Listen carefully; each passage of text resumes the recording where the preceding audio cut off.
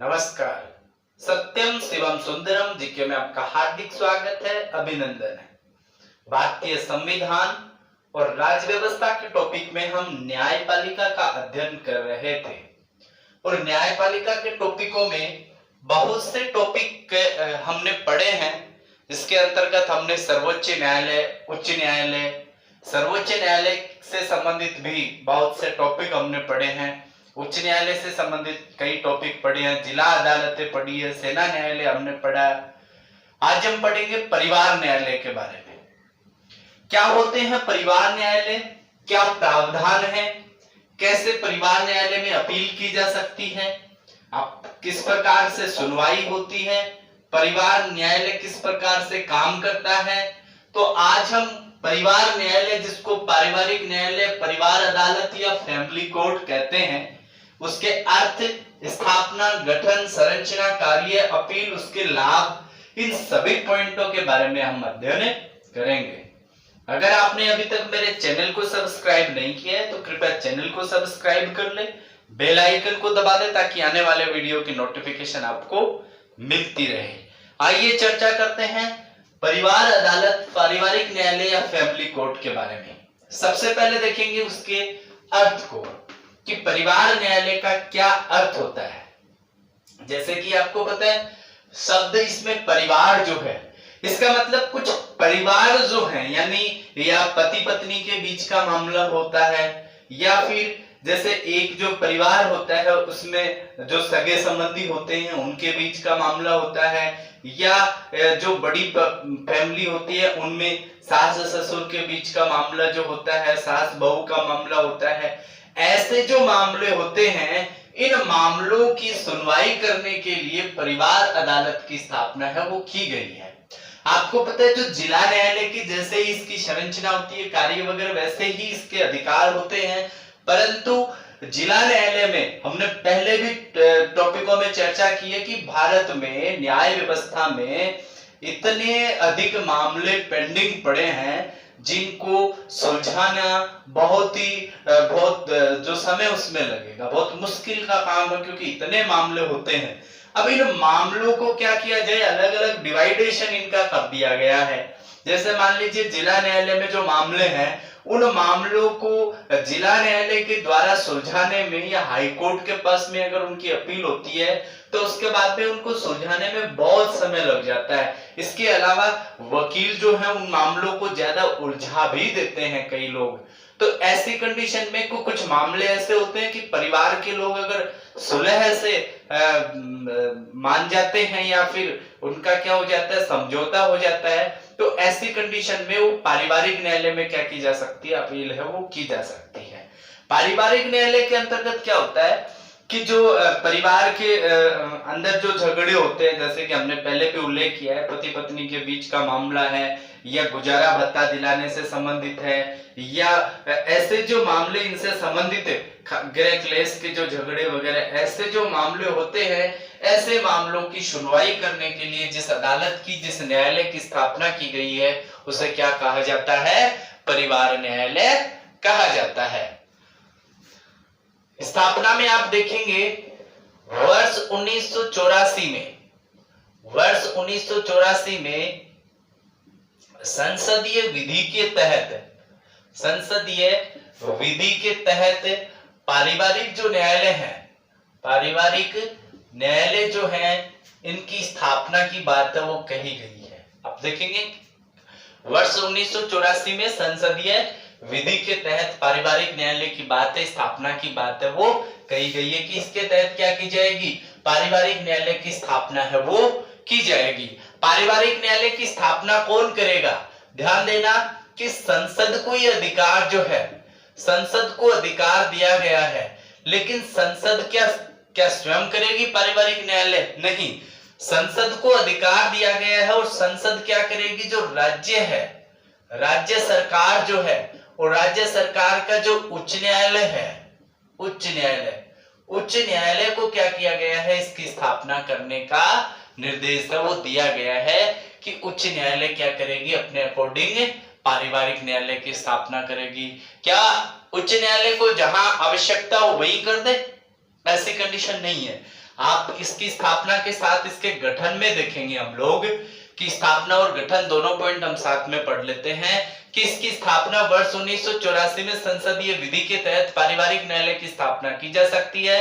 संसद को यह अधिकार दिया गया है जिसके लिए राज्य सरकार का उच्च न्यायालय यानी राज्य स्तर पे ये होंगी और उच्च न्यायालय को क्या किया गया, इसका अधिकार है वो दिया गया है। आप देखेंगे कि उच्च न्यायालय को ही क्यों दिया गया है, क्योंकि इसकी अपील जो है पारिवारिक न्यायालय के निर्णय के विरुद्ध अपील जो है, खासतौर से मामले जो है वो आपसी सहमति से सुलझा लिए जाते हैं। जब मामले सुलझा लिए जाते हैं, मामले दोनों शांत हो जाते हैं दोनों पक्षों के बीच में, दोनों पार्टीज के बीच में, तब तो कोई अपील नहीं की जाएगी। लेकिन उसके बाद में क्या की जा सकती है, अपील की जा सकती है उच्च न्यायालय में। लेकिन सर्वोच्च न्यायालय में भी आर्टिकल 132 के तहत क्या की जा सकती है, अपील की जा सकती है। ये अलग से बात है।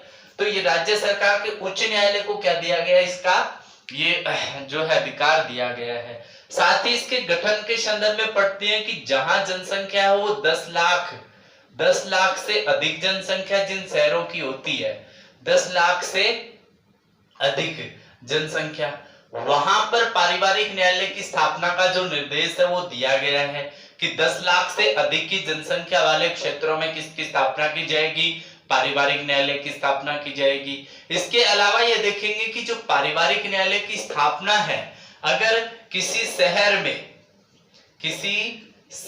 में अगर इस न्यायालय की स्थापना करना जरूरी समझे तो संसद क्या कर सकती है, संसद विधि द्वारा उसकी स्थापना कर सकती है। उच्च न्यायालय गठन करेगा जहां 10 लाख से अधिक जनसंख्या, वहां पे उसको पारिवारिक न्यायालय की स्थापना करनी होगी, वो करती है और स्थापना हुई भी है। परंतु आप देखेंगे उसका गठन और स्थापना, उसके बाद में हम देखेंगे कि अगर किसी शहर में, बड़ा शहर है, जनसंख्या 10 लाख नहीं है लेकिन फिर भी आवश्यकता है, तो ऐसी कंडीशन में संसद के द्वारा क्या किया जा सकता है, वहां पर भी पारिवारिक न्यायालय, परिवार अदालत, फैमिली कोर्ट की स्थापना वहां पर भी की जा सकती है, वहां पर भी उसका गठन है वो किया जा सकता है।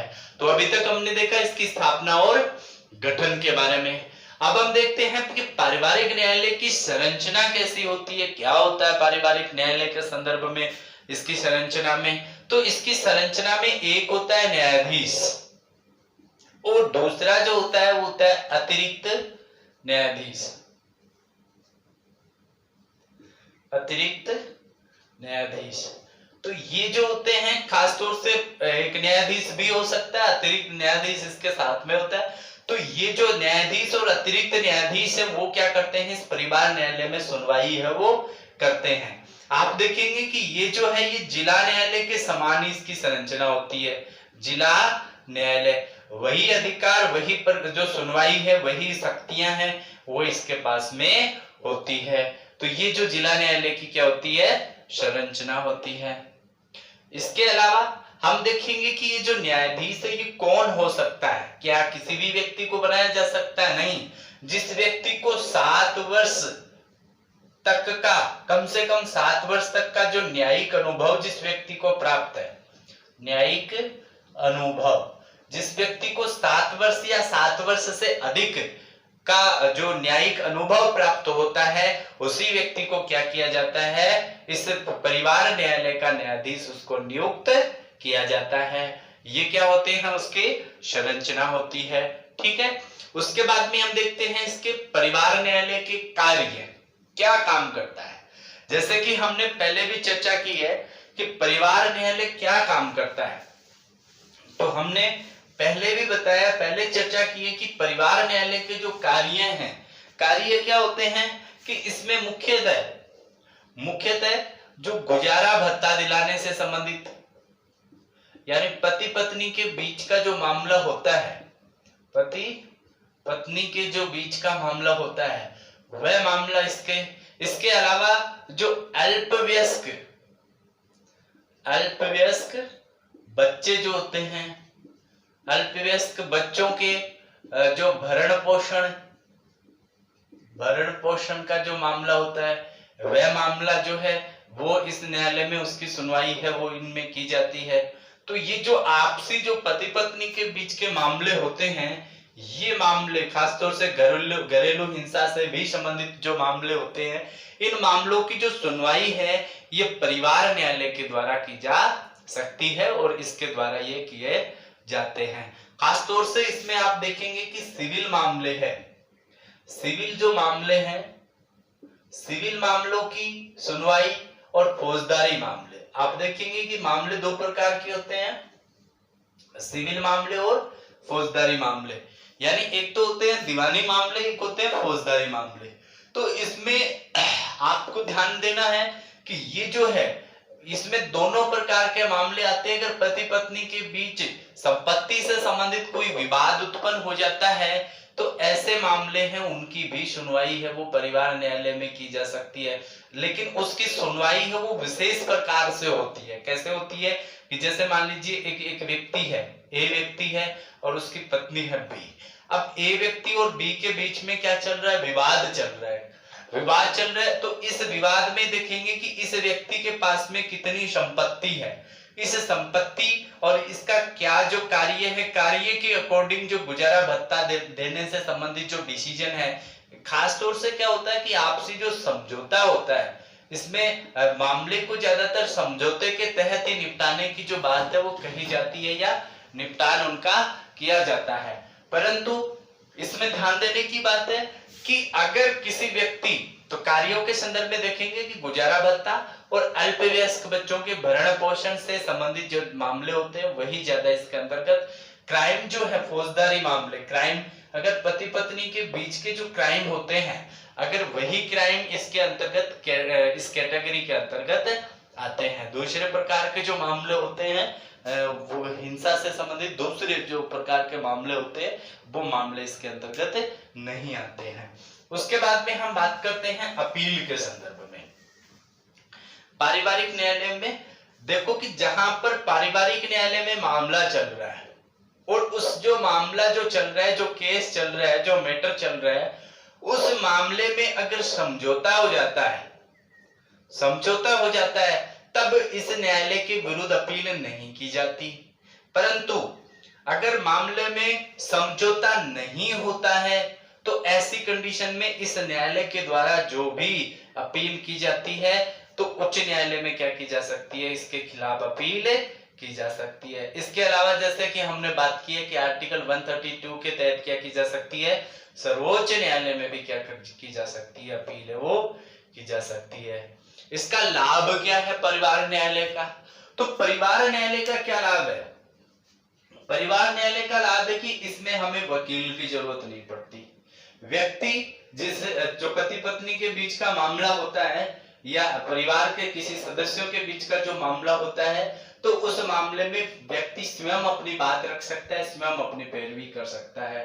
इनके अलावा आप देखेंगे कि ये जो परिवार न्यायालय होते हैं इनमें जो तारीखें होती हैं ये भी जल्दी दी जा सकती है। इसमें कोशिश ये की जाती है कि ये जो मामला है, ये मैटर है, ये जल्दी से जल्दी सुलझे।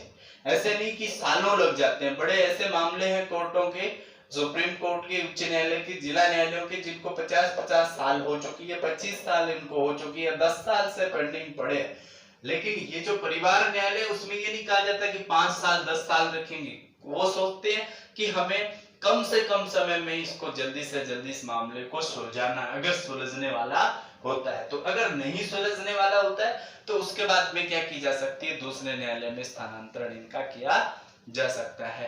तो ये इसका लाभ होता है कि एक तो वकील की जरूरत नहीं पड़ती। इसके अलावा अगर मामला सुलझने वाला होता है तो वहां पे क्या हो जाता है, मामला सुलझ जाता है। ठीक है। इनके अलावा ज्यादातर ये सुलह जो है, समझौते हैं, उसी के तहत ही काम करता है। जिस प्रकार से जो लोक अदालतें काम करती है उसी प्रकार से परिवार अदालत से भी ये जो लाभ है वो हमें प्राप्त होते हैं।